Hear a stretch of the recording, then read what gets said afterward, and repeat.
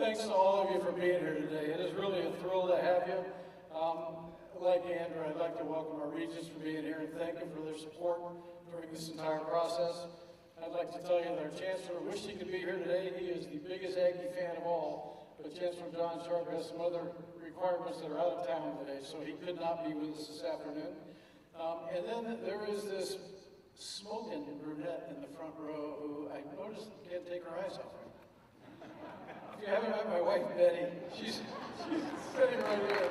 Stand up for Betty.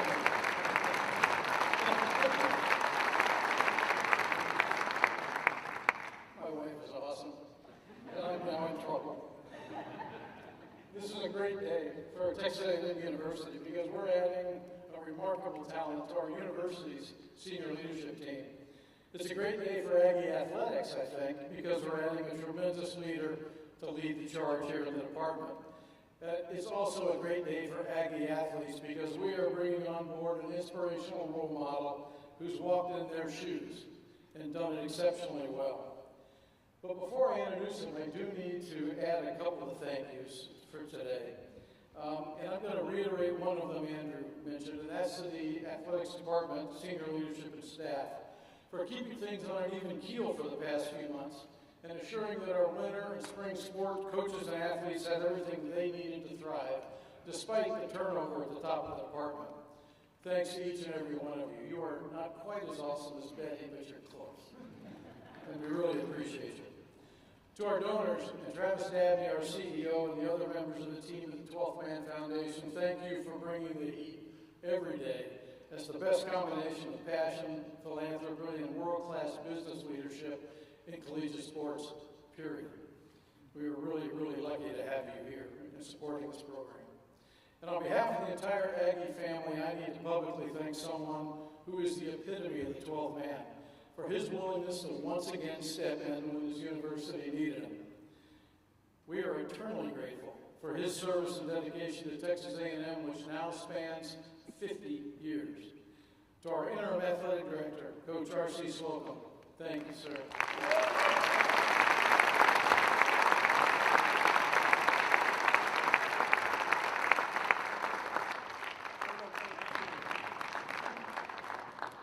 I think a two-man standing ovation is awesome. It was a great effort.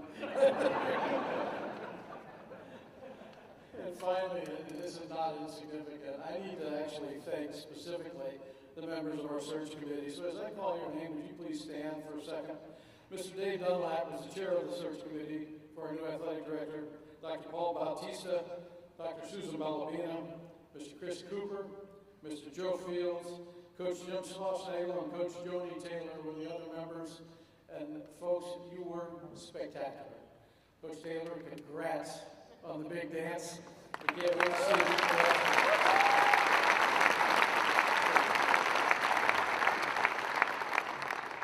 Dave's leadership and the incredible work the team did to screen, review, and interview candidates were the major factors in finding us the absolute perfect candidate to lead Aggie athletics. I should also mention that Mr. Chad Chatlos of Turnkey ZRG was superb in providing support to the committee in terms of athletic search firms, and Chad, I'd like to thank you publicly as well. And now it is my distinct honor to introduce Trev Alberts to the Aggie community for the first time formally. As a young man from Cedar Falls, Iowa, he was a pretty solid football player at the University of Nebraska.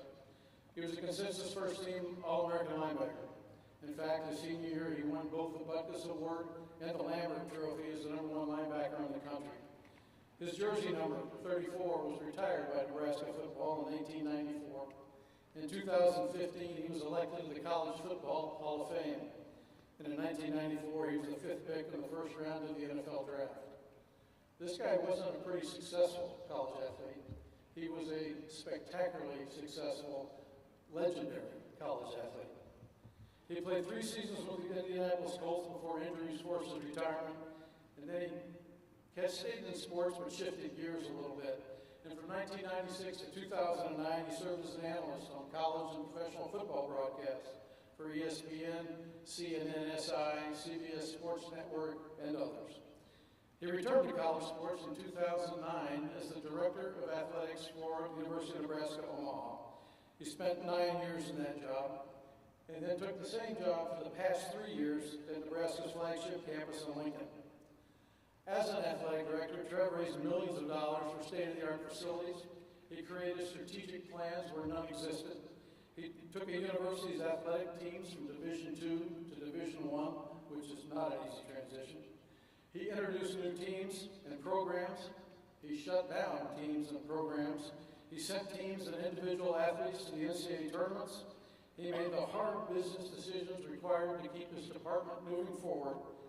And he developed a reputation as an AD who worked tirelessly to stay in touch with coaches, staff members, and student athletes under his care. He consistently devised creative strategies for student athletes to achieve even greater success in the classroom. At Nebraska Omaha, over his 9 years, that translated into an average student athlete GPA of 3.3 over 18 straight semesters. And for his last 3 semesters, that average GPA was 3.5. He also knows the business of athletics, the ins and outs of NIL issues, fundraising, multimedia, and concession contracts valued at hundreds of millions of dollars, the highs and lows of hiring and firing coaches, the imperative of building a strong team, and the need to connect your department to the greater university and be a valued part of a much larger team. We interviewed a lot of great candidates. So why Trev Alberts and not one of them? All the stuff I just mentioned was part of it. But so was the fact that I believe Trev has a profound understanding of collegiate sports from multiple perspectives. And I think he embodies the spirit of college athletics. He also lives his life in a way that will resonate with Aggies and with Aggie student athletes. Our core values are already his core values. He lives a life of faith. He loves and respects his family. It takes you about 30 seconds to figure that one out. He treats people like they matter to him, and he leads with courage. He also fully understands, better than any of us, I suspect, that college athletics is a changing landscape, and that we need a dynamic, a thoughtful, an innovative, and business-oriented leader to guide us through that landscape. And that doesn't intimidate him at all. In fact, I think the challenge energizes him, and that energizes me. But don't kid yourself. Down deep, Trev Alberts is still an All-American linebacker.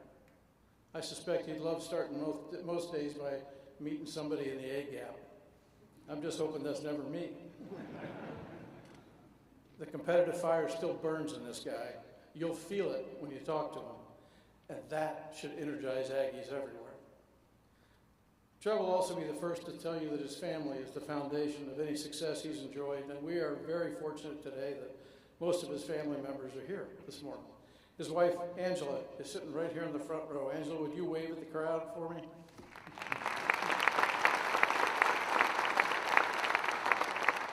Trev and Angie have been a team through almost his entire professional journey, and we are really, really lucky to get this kind of a team coming into our family. His son Chase is also here. He's an officer of the United States Army. Chase, would you wave to the crowd?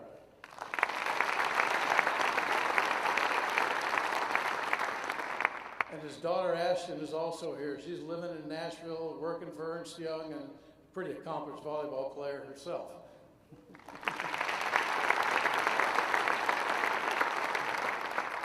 Trev and Angie's daughter Brianna could not make the trip, but we'll look forward to meeting her and the rest of the family, including grandson Walker John here in the very near future, Chase.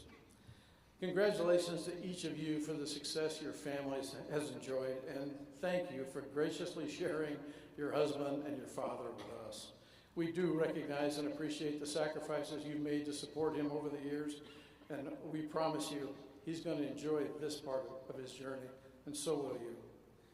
I hope you know this, but just to be sure, all of this, plus the other 543,000 members of the Aggie Network, are now part of your family too. And we got your back. Thanks for being here. I had my first meeting this morning with Trev, my first official meeting with Trev this morning. And I really only told him 3 things. I told him first that he doesn't know it yet, but this is the opportunity he's been waiting for his entire life. And we're going to prove that to him. I also told him to make Aggie athletics the #1 department of the country. And to do that, I told him, number 3, beat the hell out of everybody. I'll tell you 2 more things now, Trev. First one is congratulations. We are really excited to have you. And the second one is welcome home. Ladies and gentlemen, our new athletic director, Trev.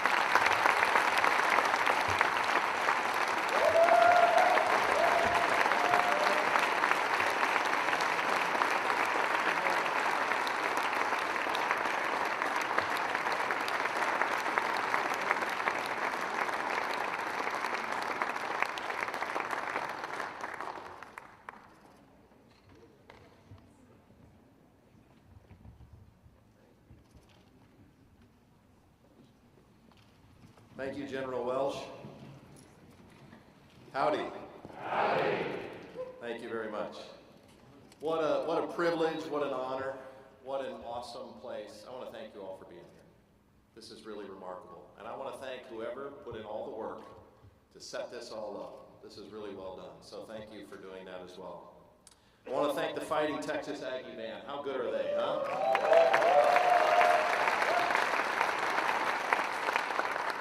And I saw Miss Reveille was here as well. Thank you so much. That's pretty awesome. There you go. Okay, moving out of the way. I just can't begin to tell you how honored that our family is to be standing here and being with you today. This is an elite institution that has unlimited potential. And the more that I dug into everything about Texas A&M, the more I could see why all of you love this place like none other. So again, we just want to thank you for the incredible opportunity to be welcomed to Aggieville and Aggie land here. 4 things I want to do today.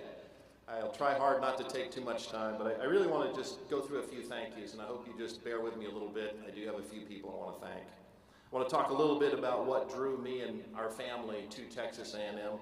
Also want to build on a little bit. I'll introduce our family, and I think you'll understand a little bit why we were drawn to Texas A&M as I introduce our family. And number 4, I'd like to just talk a little bit about what you can expect from me and our department. And so if you think about what are some of our goals and what hopefully will define who we are and what our culture is, maybe 4 things that are just really important to me. Some of these things aren't unique or new. It's what I believe, it's what I've been taught, and I'd like to share them with you as well. So first of all, I'd like to thank the University of Nebraska. I've had an affiliation, obviously, with my alma mater for a very long time. And I'll always be a Cornhusker, and I just appreciate so much what the University of Nebraska has done for me. I also want to thank Coach Tom Osborne. And, you know, Coach Osborne in 1989 saw something in a little guy from Cedar Falls, Iowa that not a lot of other people saw. I wasn't highly recruited, but he saw something in me. And other than my father, one of the great leaders and dear friends of mine is Coach Osborne, so I want to thank him. I want to thank the staff at the University of Nebraska. I want to thank the coaches. They've accomplished some uncommon things, and we did it together, and it was pretty remarkable. So just so grateful. The University of Nebraska changed my life, and so I'm just grateful to have the education and the athletic experience that really helps to define who I am. So I want to thank the University of Nebraska. I want to thank Chancellor Sharp, and I want to thank the system leadership of Texas A&M University. It's critically important, and so I want to thank them for all that they do to support all of us and our student athletes. I also want to thank the search committee. Chris Cooper, David Dunn, it was just so fun to get to meet you guys, and I'm looking forward to learning from you, and thank you for your partnerships. And for the rest of the committee that I didn't get to meet in person, I want to thank you as well for this process. I want to thank the regents that are here. Regent Sam Torn, Randy Brooks, Jay Graham, I want to thank you. Thank you for your leadership at Texas A&M University. This is really important. You know, I've been a part of several universities, obviously, and the universities are only as good as their leadership.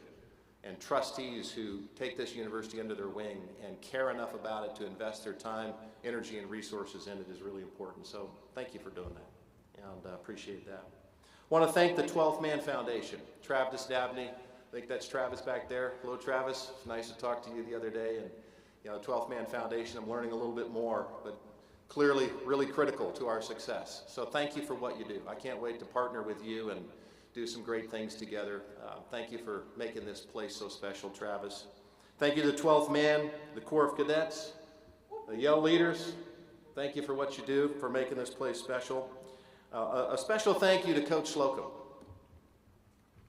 You know, I have a lot of respect for Coach Slocum, and I can tell you Coach Osborne has a lot of respect for Coach Slocum as well. And I watched your teams, and those teams were tough. They hit people. They were the most physical team on the field. They were fundamentally sound, and they never quit. Well, I hope that describes our football team. Because football teams that do that, they win more than they lose, don't they? So thank you for your leadership, and Coach Slocum will always be involved at whatever level he wants to, as long as I'm here. So appreciate all that you've done for this university, sir. Thank you. Finally, I want to thank General Welsh and his wife, Betty.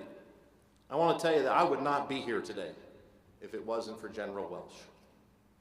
I've said this many times, and anybody who knows me at all knows that leadership is really, really important to me. It's critically important.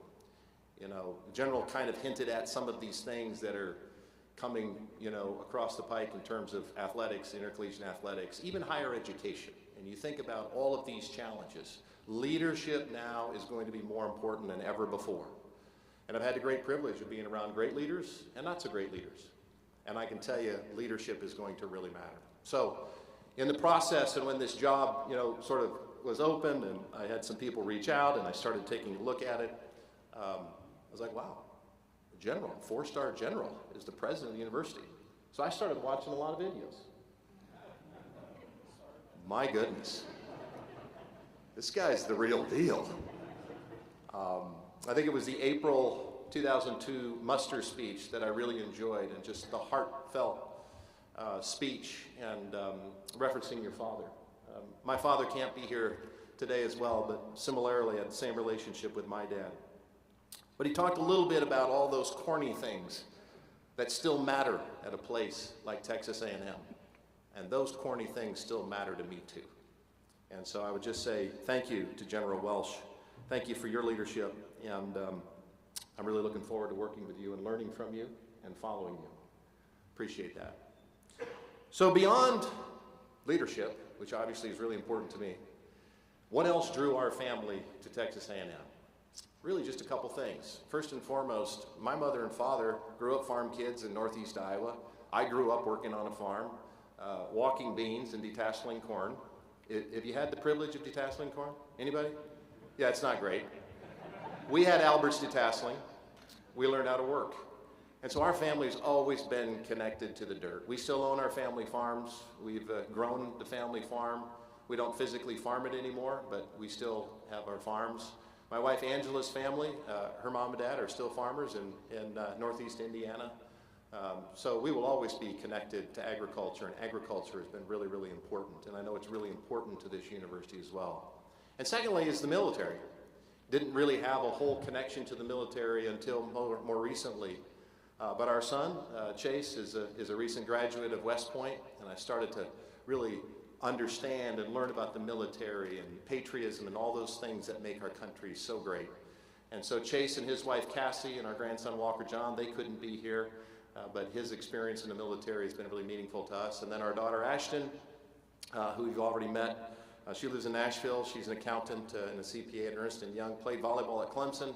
Yeah, she's engaged in May, and he's a West Point graduate too. So all of a sudden, we have all kinds of military in our family, and we're really excited about that. And then our youngest daughter, who's not here, her name is Brianna. She's a sophomore at Clemson. She's an architecture major, and it's spring break. And so she had that very difficult decision to make. Do I go on a trip with my friends, or do I go watch Dad's press conference? She made a wise decision, and she's not here.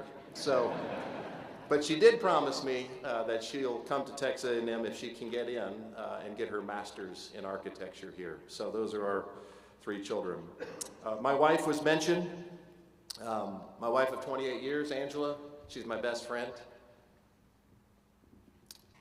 and partner. And you'll soon learn she's the smart one in our family. So she went to Indiana University and is an Indiana law grad, and she's the backbone of our family, and she's what holds us together. So I'm just so grateful to our family and for all of what you mean to me, and for the support. Looking forward to being Aggies with each of you. As I mentioned, my father, he can't be here, and his wife Maggie, they are already amongst the biggest Texas A&M fans. I'm already getting text messages about wins and all kinds of things across the department, so just really thrilled about that. So just want to walk through 4 or 5 things, and what I'm hoping that, you know, after a while here and working with the athletic department and we look back, here will be some of the things that I'm hoping that would help to define what the culture is and what we want this place to be. Here's what you can expect from us. Number one, we're going to be a really hard-working athletic department. At the end of the day, and I say this all the time, but we're in the competition business. That's what we do. We get defined by wins and losses. And so we have to have a willingness to work. And at the end of the day, there might be people that have more ability or whatever, but those who are willing to pay a bigger price than the other guy got a pretty good chance. And that's what I was raised on. So we're going to work really, really hard. And by the way, that's going to start with me.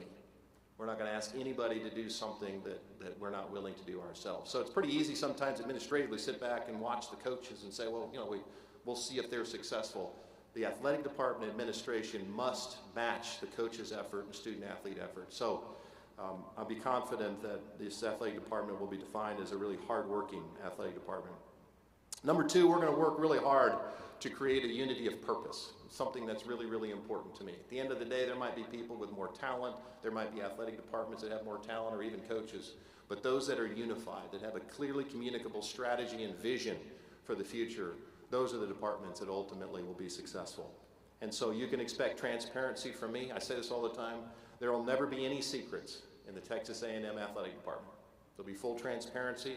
There'll be full transparency around our financials with our staff and our coaches. And at the end of the day, in my opinion, great organizations have a level of discipline and accountability across the board. And so that's what we're hoping that we'll be able to bring. And again, that starts with me. We won't ask anybody to do anything that the leader isn't doing himself. And so we ask our student athletes, right? We ask them to be disciplined and to be accountable. Well, we need to have that ourselves. And so our coaches and our administration will be defined by our ability to create unity of purpose and discipline. Number 3, you can expect us to make mistakes. I promise you we won't be perfect. I'll make mistakes, and we'll own them, we'll apologize, and we'll try to fix them. At the end of the day, though, we're not going to be paralyzed in fear. And so many times I think we're going to do stuff. We're going to try stuff because we have to. And I'm aware of some of the things that are being done here outside of the typical athletic department. I think that's awesome. Thinking creatively, entrepreneurially, trying things, doing things, really engaging with our fan base will be really important. But rest assured, we'll probably make mistakes. And so I apologize in front. I'll also tell you that I know there's a lot of traditions here. I love them all. I want to embrace everything about Texas A&M. Please give me a little grace and mercy if I screw it up or do some things that you're like, well, that's not how we do it here. Give me a chance, I'll learn it, I'll fix it, and we will embrace it. But we will make mistakes. Number 4, we're going to be willing to adjust and adapt. As General Welsh said, there's massive change that's happening in our space. And our ability to recognize that and be ahead of that and be comfortable making that change will be absolutely critical to us moving forward. Now more than ever before, we run a business. And I know that's really uncomfortable in our space because that's why not a lot of us got into this, right? But we're going to run a business, and we're going to run as clean and disciplined of a business as we possibly can. But rest assured, we will never compromise our values in support of student athletes because you can do both. I promise you. You can do both. Just like I said, you know, we're in the competition business. It doesn't just mean we're going to be competing to win on the field or in the pool or on the court. There's no reason at a place like Texas A&M that you can't win at everything. You can win in competition. You can win in the classroom, graduation success rates, APR. You can win in terms of community service and all those things that are really important to Aggie, to all of our values. And so we're not going to compromise our values. I would tell our staff all the time, nobody in this room would have a job if it wasn't for student athletes. So they'll still be our focus. We're going to serve them, and we're going to honor them, and at the same time, as best we can, we're going to run a business. The student athlete experience will matter here, and the better business we run, the better experience they're going to have. And finally, we're going to be a part of the greater campus community. This is really important. I understand what the role of the athletic department is. It's really important. It's the front porch of this great institution. We're the brand investment of Texas A&M University. And so we need to do things the right way. But at the end of the day, everything that we do here, number one, will be with General Welsh's approval and recommendation. But it'll also be done that no decisions that will be made in the athletic department won't be made with the greater campus good and our community in mind. Our job is to elevate the institutional profile of Texas A&M University, and then ultimately serve this community and then the state of Texas and beyond. The reach of Texas A&M is pretty remarkable. And so we're going to work really, really hard to be connected to our campus. So those are just 4 or 5 little things that we're going to try to do. We won't do a lot of talking, we'll just do a lot of working. And we'll work hard to create a family within athletics. We're going to value and care about everybody. Everybody's going to have a very important part, no matter who they are. If you're the athletic director or whoever set these chairs up. If everybody's operating at an elite level, we got a chance to do something that's really uncommon. And finally, as you think about the future, no matter if it's in higher education or wherever intercollegiate athletics goes, I don't think there's any possible scenario that I can envision where Texas A&M University isn't going to be at the forefront of helping to define what that future looks like. And that's gotta be awfully exciting for Aggies all across the world. So thank you again on behalf of our family. We're so grateful to be welcomed into your family, and we look forward to interacting more in the future. Gig 'em.